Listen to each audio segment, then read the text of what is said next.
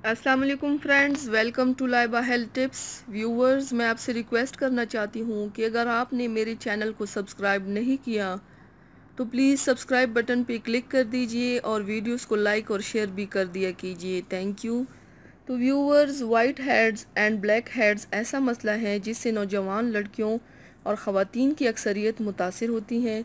ख़वातीन के लिए ये जानना ज़रूरी है कि वाइट हेड्स की बुनियादी वजह क्या है। वाइट हेड्स असल में जिल्द के नीचे पाई जाने वाली गुदूद की ज़रूरत से ज़्यादा फ़ाल होने की वजह से पैदा होते हैं। ये गुदूद चिकनाई से भरपूर मादा खारिज करते हैं जिससे जिल्द के मसाम सख्त और मोटे हो जाते हैं।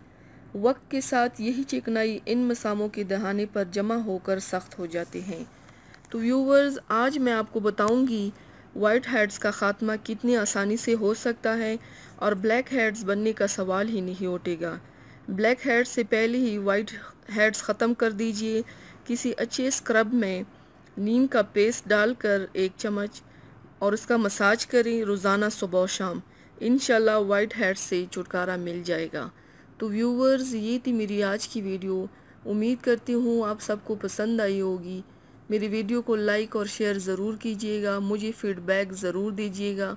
मेरे चैनल को सब्सक्राइब करना मत भूलिएगा। अपना बहुत ज़्यादा ख्याल रखिएगा, मुझे दुआओं में याद रखिएगा। कल मिलते हैं एक नई वीडियो के साथ। अल्लाह हाफ़िज़।